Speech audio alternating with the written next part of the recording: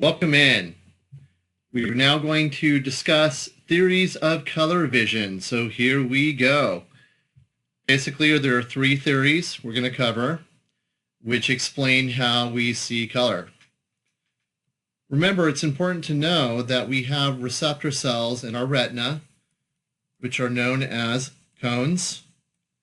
And those cones basically allow us to detect light waves in the form of color. Our first theory we're going to discuss is called the Trichromatic Theory, also known as the Young-Helmholtz theory for the people who discovered it.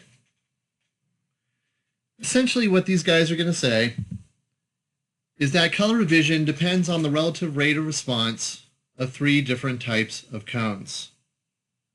So scientists have identified three types of cones which respond to different ranges of wavelengths of light. In general, those are red, blue, and green. So in other words, we would have individual cones that respond to those ranges of wavelengths, or hues, if you will. So in other words, what they're saying is that when you're detecting red, as we see here, your red cones have been stimulated by those light wave patterns and are sending that information to the brain. Well, scientists have discovered that, and that is absolutely true. We've also discovered that we have different amounts of each of the types of cones in the eye. For example, we know that we have a lot more red cones than, say, blue. And I'll kind of show you that on our next slide here. So in your book, there's this picture here. We're just going to show it to you on the computer, and then I'm going to recommend that you try it in the book, actually. So you'll see all these little dots of different colors. Excuse me. And so what you would do is look at this image closely to your eyes, and you would count all the little blue dots that you see here. Okay, so you would go through that, and it is a bit tedious, but you would count those blue dots and then write down your count. Once you have done that, you would then hold this image farther away from your face, maybe a few feet, and do the exact same thing and count each dot that you see, and then write that number down. So theoretically, the count should be the same, correct? Well, we're going to find that the number will be lower the second time because your ability to detect blue has been diminished by space, but also the fact that we have less blue cones in the eye. So even though you're looking at the exact same image, your second count should be lower. So I challenge you, young Padawan, to look in the book and try this out. Anyway, what the theory is basically saying is that we have three cones or types of cones that enable us to detect different colors, hence the name trichromatic. The second theory we're going to talk about is called the opponent process theory. And these folks argue that that first theory does not explain all the aspects of color vision. More specifically, something called negative after images, which I know you've experienced. For example, if someone flashed a camera flash in your face, and then you look away and you'll see a black shape of that flash in your visual field, that's what we're talking about. Once again, those are called negative after images. So this theory basically states that we perceive color in paired opposites. In other words, not only are we perceiving one color, we perceive its paired opposite at the same time. All right, so we're going to do a demonstration here. So I'm going to recommend that if you're sitting in a lit room to dim the lights, and then we will proceed to the next image. So what's going to happen is you're going to stare at an image at the very center for about 30 seconds. I will hold the image for 30 seconds. And then I will turn it over to a blank white page, and I want you to kind of think about what has happened in your visual field. Okay, so if you would dim the lights at this point. All right, so I'm going to show the first image. Remember, please stare at it. Do not move your eyes for 30 seconds. and then I will switch it over. So if you would stare at that red dot in the center of the screen.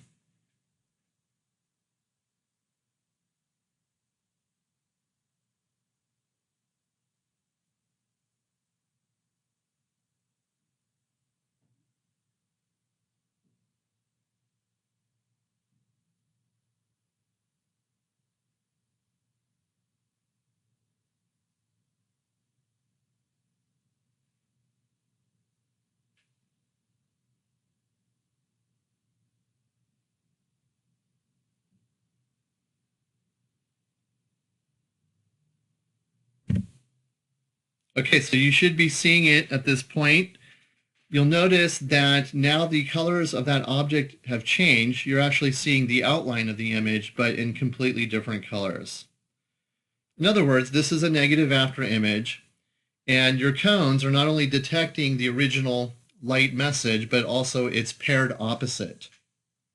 Those paired opposites, as it turns out, as an example, would be red and green, yellow and blue, as another example, and even white and black. In other words, if you stared at something black for an extended period of time, you would then see the same pattern in a white shape.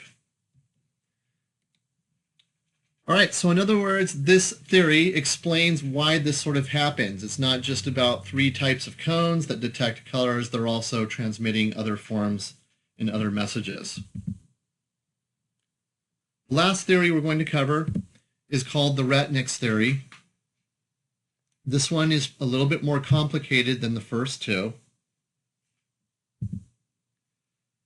The Retnick's theory basically states we perceive color through the cerebral cortex's comparison of various retinal patterns.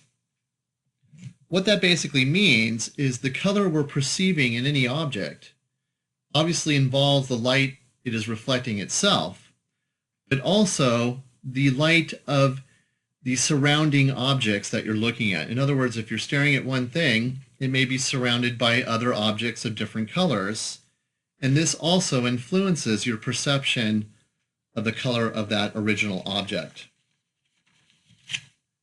So I'm going to give you an example here. So this one is also in the book. If we start here on the left and you look at this sort of Rubik's Cube kind of object, which is being bathed in yellow light, you can still make out all the different colored tiles. For example, we have red, we have blue, we have yellow. You can still see those different colors. In the second part here, B, they've removed all the background information and just left the top of the cube. So once again, you can still make out those different colored tiles. And then finally, if we remove everything but these four squares, I want you to look at those and think what color they sort of appear in. So a lot of people in that example would say they look grayish. It turns out that they're the exact same tiles up here in the second image, and where they appear more bluish in hue.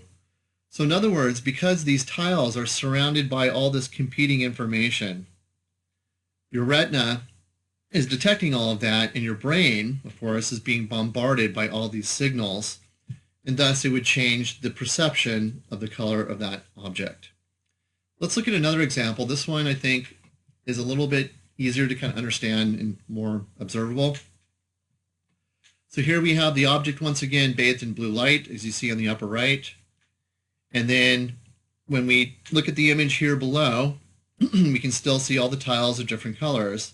Now notice down here, we have our gray tiles once again, but if you look at the positioning of those tiles up here, they actually are these yellowish sort of tiles. So down here, they look grayish in hue, but when we surround them by all these different colors and bathe it in blue light, it gives the appearance of being more yellow. So thus, color vision is not just about the light that cones are receiving individually, but our brain is being bombarded by several signals at the same time. So in other words, when we look at these theories, they all kind of explain it a little bit differently. It turns out they're all correct in their own way.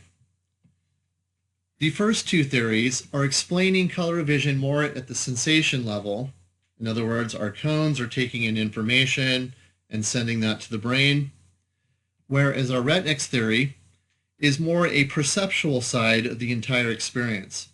So therefore, once that information has been sent to the brain, our brain is trying to make sense of all the competing messages. So therefore, retinics, meaning retina and cerebral cortex, a combination of both of those. We take in several signals all at once, and our brain is trying to make sense of that into a unifying perceptual experience. All right, so please progress to the next reading or video, depending on the case, and we'll continue next with hearing.